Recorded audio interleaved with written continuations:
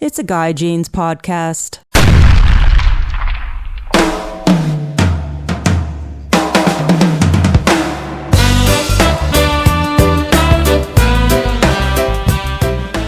Hey, you guys, welcome to the podcast. This is Guy Jeans. I'm your host. I want to thank you guys for listening to my podcast with all the different guests that I have and their amazing stories. So thank you very much. Remember, if you get a chance, submit a review on iTunes, Spotify, or wherever you get your podcasts. It's much appreciated, and it definitely helps the podcast grow. So thank you guys. I want to thank also my main sponsor, goldco.com.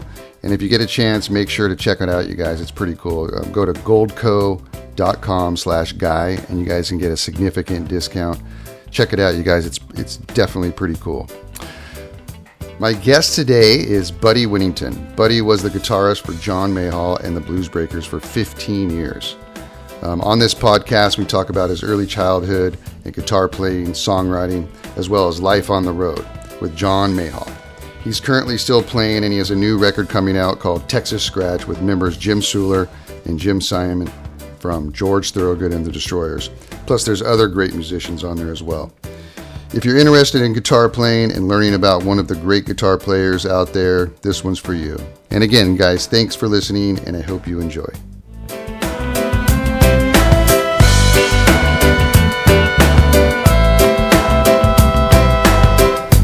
Buddy, how you doing? Well, doing okay. Getting ready to do, let's see, I've got the Texas Scratch gig this weekend and a couple of rehearsals and just trying to remain active in the music business as we know it. Yeah, man. I want to talk to you about your band. It's called Texas Scratch, right?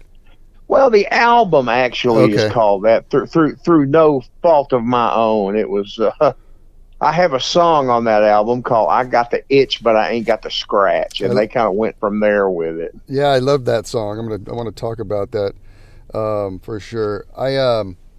First of all, are you in Texas right now? Yes. And whereabouts are you in Texas? I'm about 15 minutes away from DFW Airport. Oh, okay. And did you grow up in Texas? Been here all my life. Nice. And so, did you start playing guitar when you were a young lad?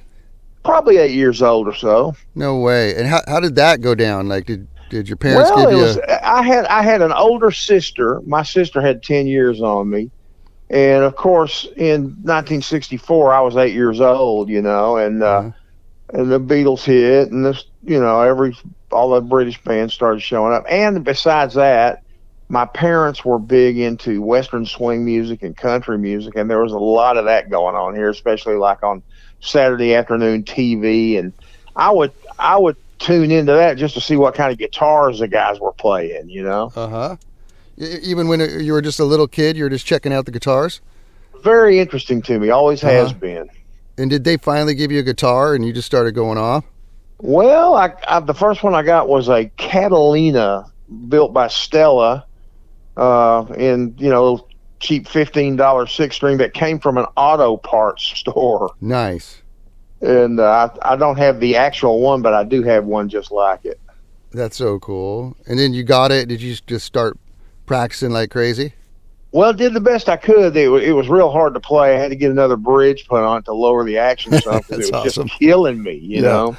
Yeah. I have friends that, play in bands and stuff, and one of my friends, was playing pots and pans, as a drummer before he got his first drum kit, Well, actually, I was interested in drums, actually probably before the guitar bug hit, and I think my parents thought that maybe it would be better off for me to be a guitar player than running around the house banging on pots and pans, Yeah. I've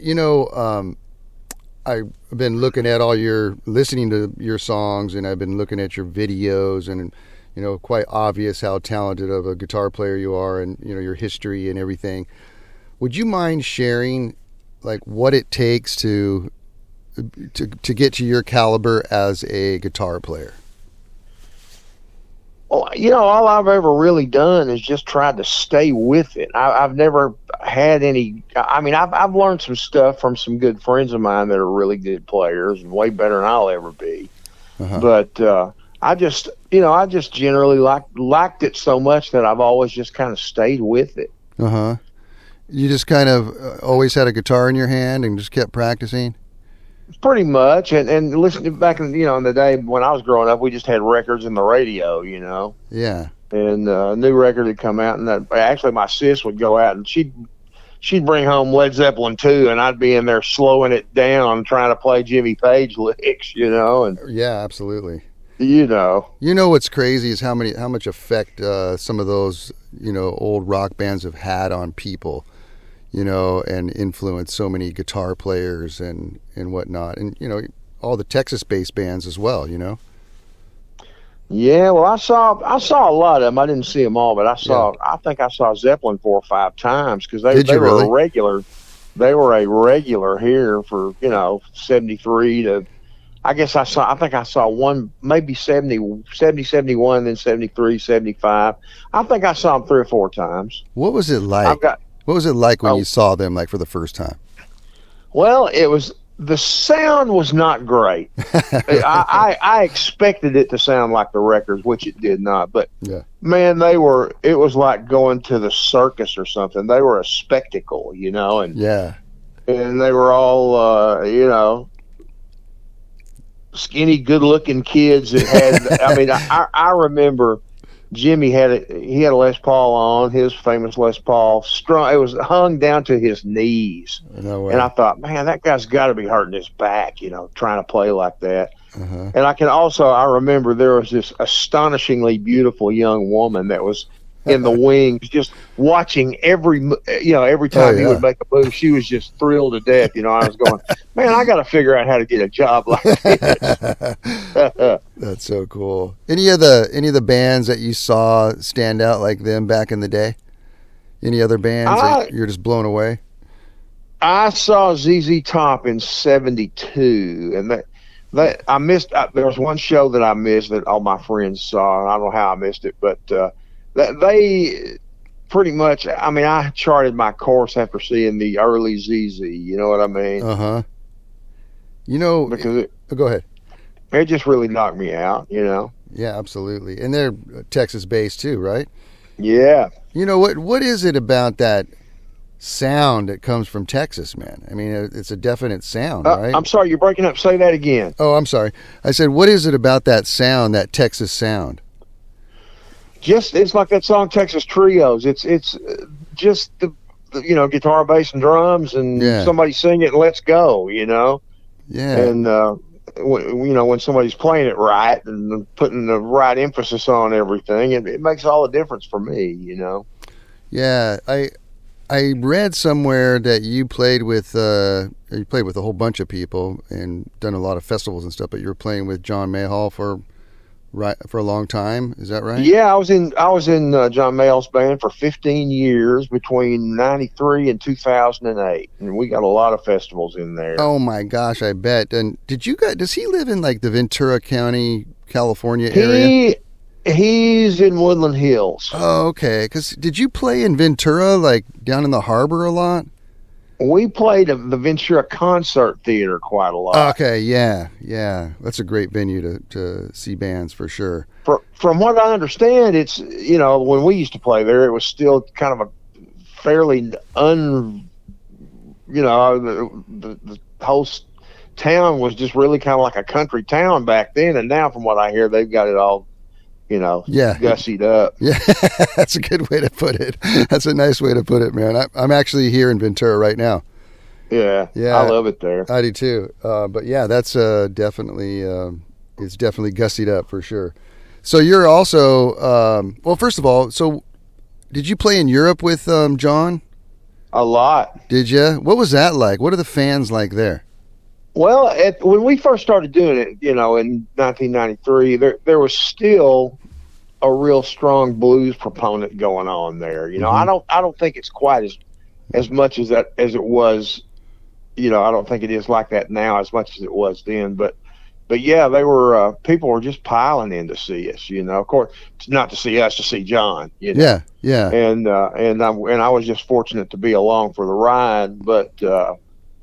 He's always had a huge fan base, and he was playing East Germany way back before the wall came down, and just he's just been everywhere. It was quite an education. Oh, that's so cool. And what's it like playing with him at these big shows and stuff like that? Well, I mean, John he's always been real good about, or was with me anyway. He would give you about enough rope to hang yourself. You know what I mean? And, he said, go ahead and do, if you're going a certain way with something, and if it doesn't bother him, he'll let you go. And I like in the studio, especially, we'll get in there, and he wouldn't even be in the room part of the time. He'd be letting us work out something to play, and then he'd pop his head in the door once in a while and go another way with that. I don't like that. Go another way. And usually it was fairly easy. We'd just change our approach, and it would work out like that.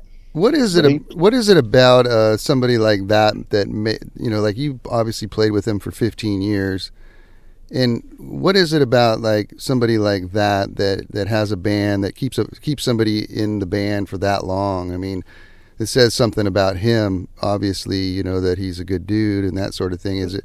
Yeah, it was great for me because we were so cemented in there for so long.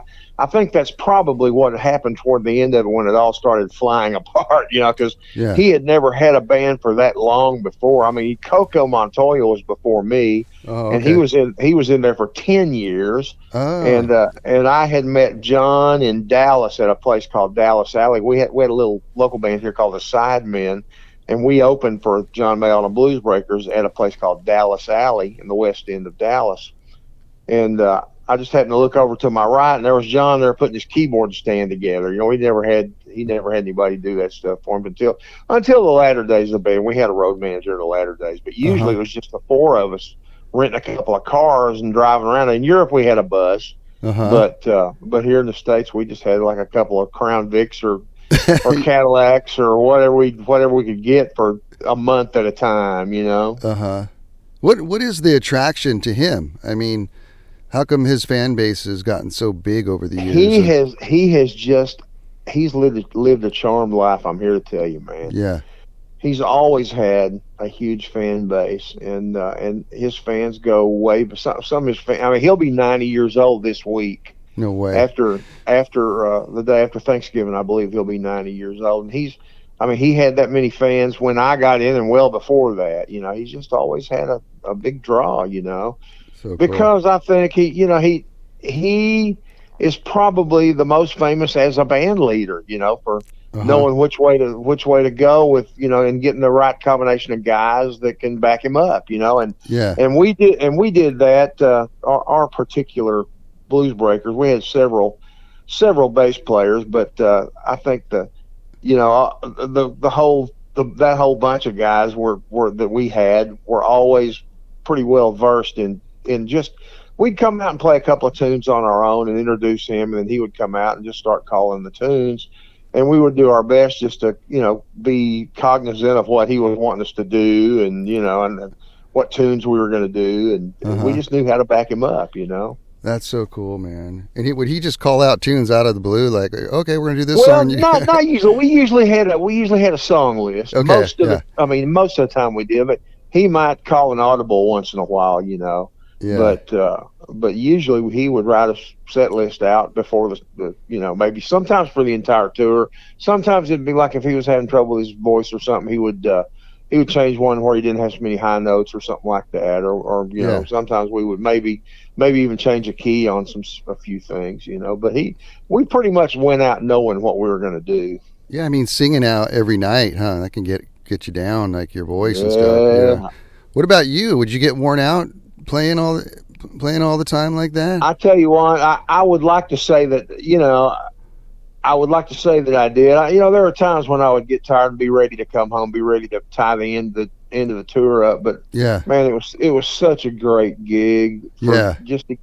Just to get out and be able to go out and play all the time for like that. And I was married and had a 3-year-old and a newborn. And we would go out. I think the longest I ever went out with him was for 2 months at a time, and that was long enough to go out. And we missed one day on that. Who were we opening for? Status Quo, and they had a dimmer pack in their lighting rig blow up, and we canceled the gig was canceled that night. So that we missed one night in 60 days of playing. Oh my God! And after that was over, we were ready to check in at the old home 20 for a little while, you know. Yeah, that must be hard, you know, not seeing your babies, you know. It is. Right? It's very hard. Yeah. You know what I mean? I mean, I would come home and they would literally be, you know, physically grown or growing. Totally, you know. Yeah. That's crazy, man. So you songwrite. And you're a songwriter, right? Well, I wouldn't call myself a songwriter. I would like to be a songwriter. I've always got a tune kind of bubbling on the back burner, but I'm not.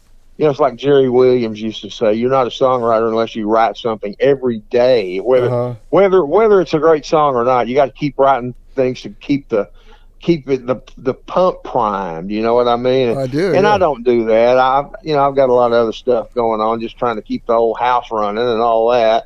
But I do try. I do try my best to write one every now and then. I wish I had a new fresh batch of them. Now the Texas Scratch thing, that album is 15 years old. Oh, is it really?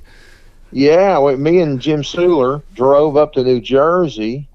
Oh gosh, I don't remember what year would it have been. It's like 15 years. So it was. I think I was still in the Blues Breakers, or just got out. Maybe 2011, 2012, something like that.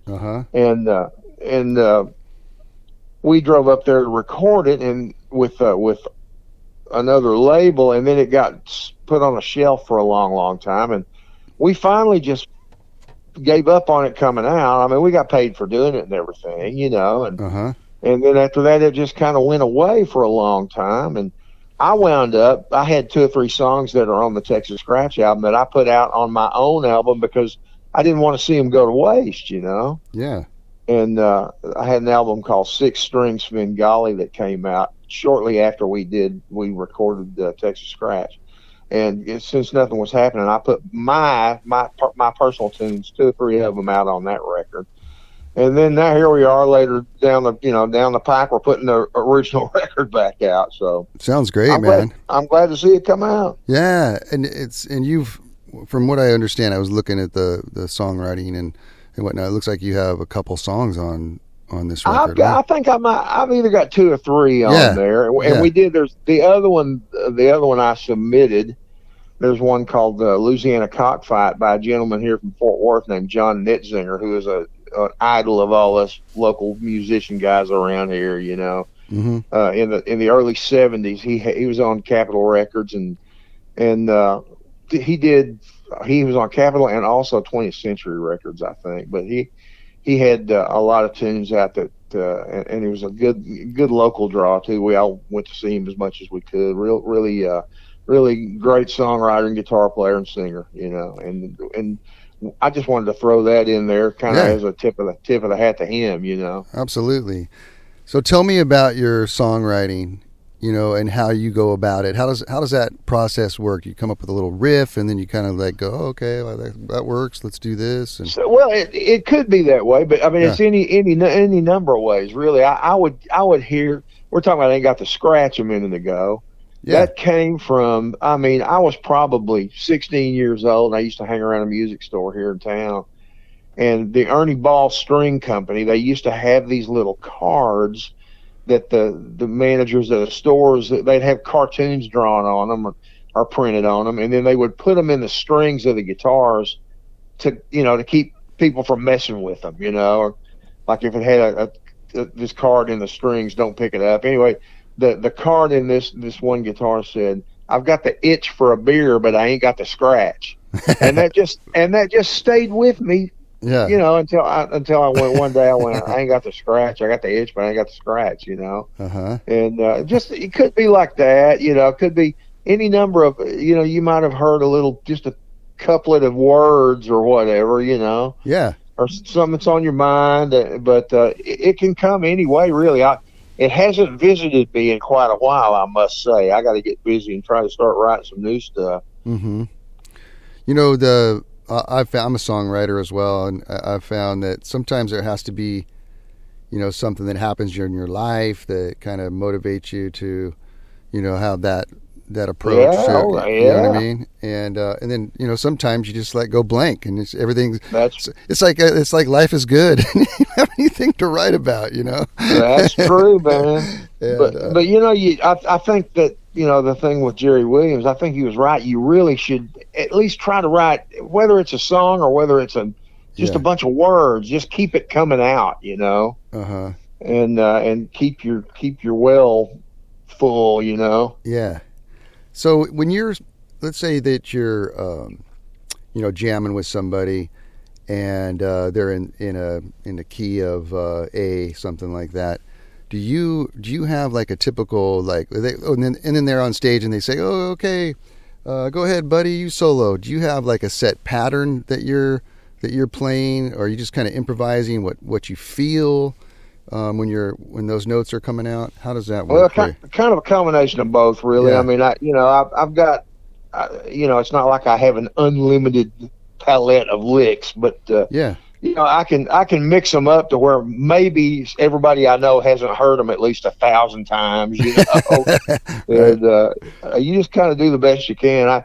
I know a lot of guitar players. Well, not a lot, because there's not a lot of them that can pull it off, but especially some jazz guys that I know. It's amazing the vocabulary of things that they have to play, and they don't look at them as licks. They work out of scales, and just the way they approach it. I just don't know that much about music to do that.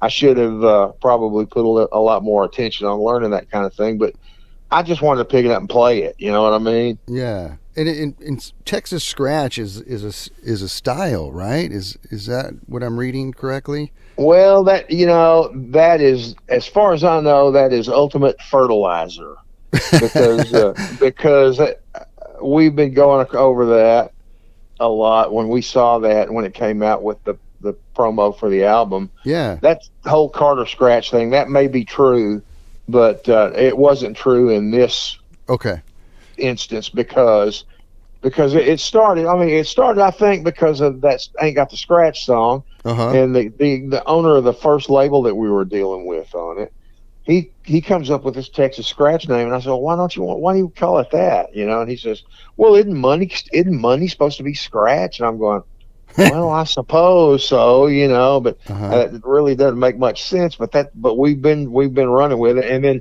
that showed up in the promo for the album, and I've been working tirelessly to try to get it out of there, but I hadn't been able to do any good. What? Let's talk about the guys that are playing on this record. We got Jim Suhler, and I hope I'm pronouncing that right. He's a member of George Thorogood, right? Yes, sir. He's been playing guitar with George for probably nearly 30 years, I think, a long time. Where does George come from? Delaware. Delaware, okay. And then we also have Jeff Simon on drums, and he's a member of George Thorogood, right? Yeah, and Jeff is his drummer, and he still lives up that way. I don't think he's in Delaware, but he's up that way somewhere. And Vince Converse on guitar as well? Vince was a Houston guy who has relocated to Denver, and we're not doing the couple of gigs that we're doing right now just to kind of get started on promoting the album.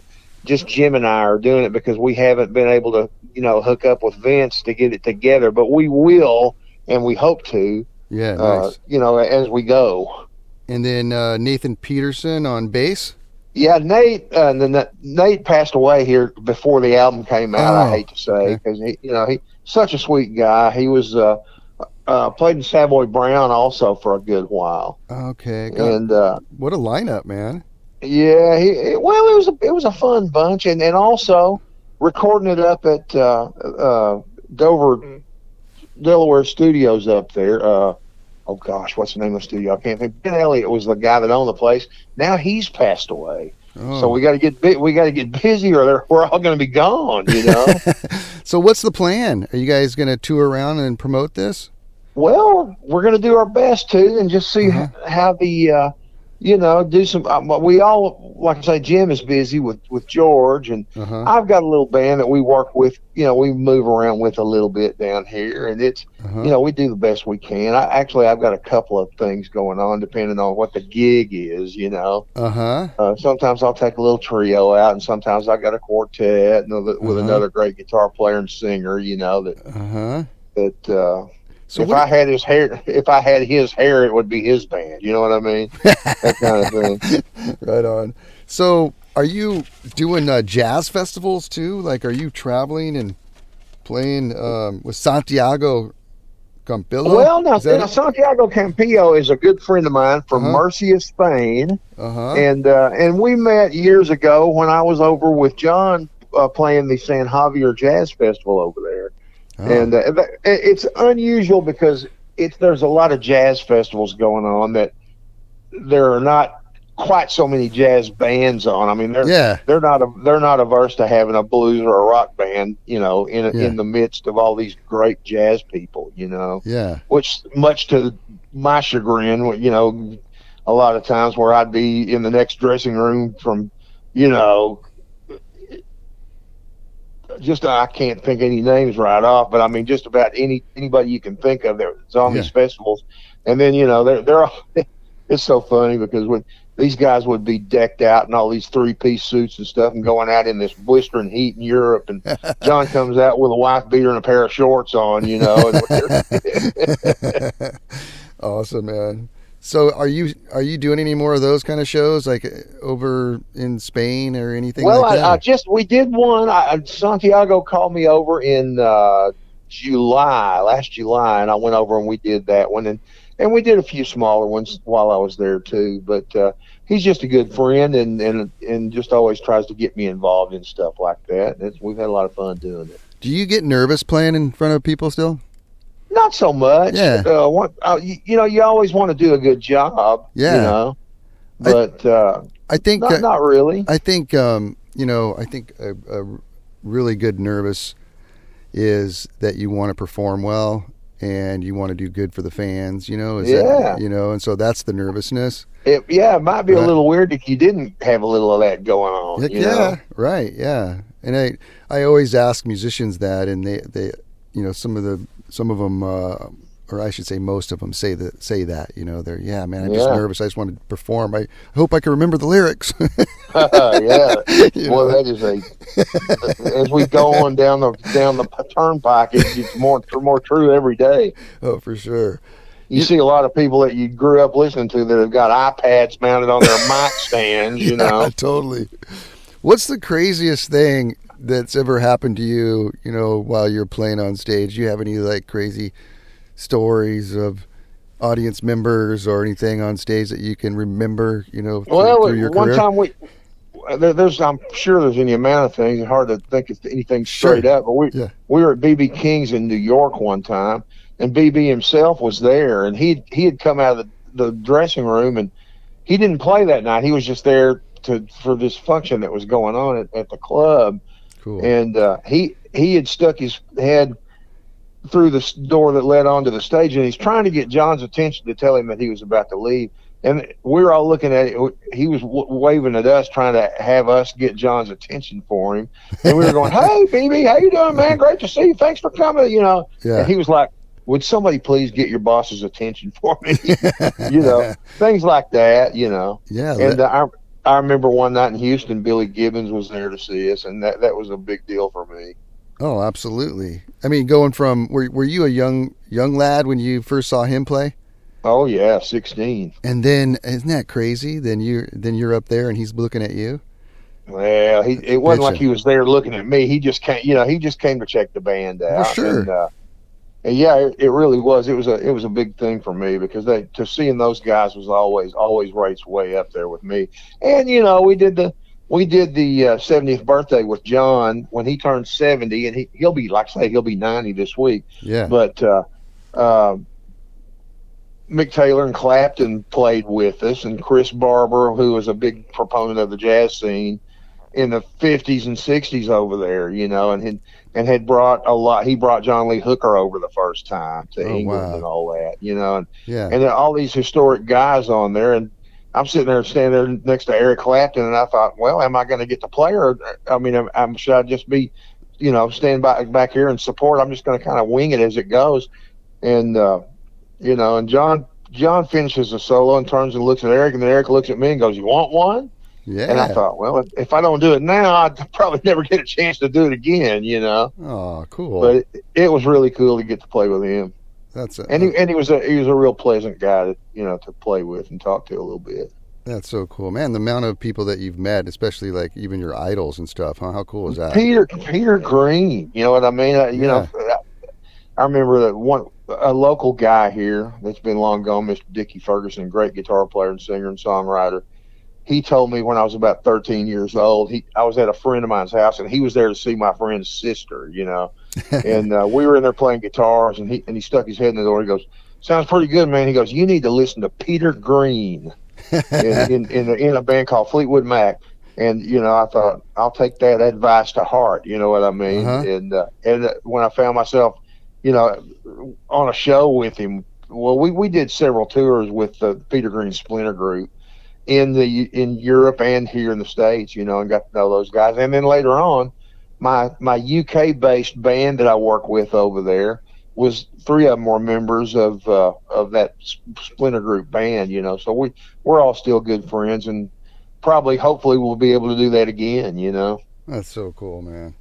Hey, well, if people want to find this record and listen to it, do you have a site that they can go to, or where can they listen to it? Or it's if you just type in Texas Scratch on Quarto, Quarto Valley Records, put that in the search engine and it'll pop up. Okay. It's available as downloads anywhere, and you can get. There are CDs. I didn't know there were going to be, but there are. I've got a couple of them. And I'm sure that the label can supply you with them. And, is it on Spotify and iTunes and stuff yet? Stuff or so, yeah. But I mean, it's a tough call, man, because new cars don't even have CD players in them. I know. And I mean, I guess we're in a world where it's going to be either off your phone or on a zip drive. Exactly. Yeah. Well, buddy, what a pleasure, man. What a great conversation, and I really enjoyed talking to you. So thanks for being on my podcast. To you too. Yeah, man. I will I'll look for the album, and I'll put it in my subscription, for everybody to go to through a link through my description, and hope everybody checks it out, man. Okay, please, and thanks a lot for that. I sure appreciate it. It's been nice talking to you. Yeah, enjoyed it. Thanks so much. Bye-bye. Okay, see you later. With everything going on in the world today, right now could be the best time ever to diversify your retirement savings with precious metals like gold and silver. I just bought some precious metals myself, and I got them from the top-rated company, Goldco. They couldn't have made the process easier, and their customer service was impeccable. Goldco has helped thousands of people just like you and me place over $2.5 billion in gold and silver. They're rated A+ by Better Business Bureau. They've earned over 5,000 5-star reviews. They're a 7-time Incorporated 5,000 winner. And that's just mentioning a few of their accomplishments. There's plenty more. Right now, for my listeners, they're offering up to $10,000 in bonus silver. You heard that right, up to $10,000 in bonus silver, but only while supplies last. Go to goldco.com/guide to learn more. That's goldco.com/guide. Diversify your savings with gold and silver today at goldco.com/guide. It's a Guy Jeans podcast.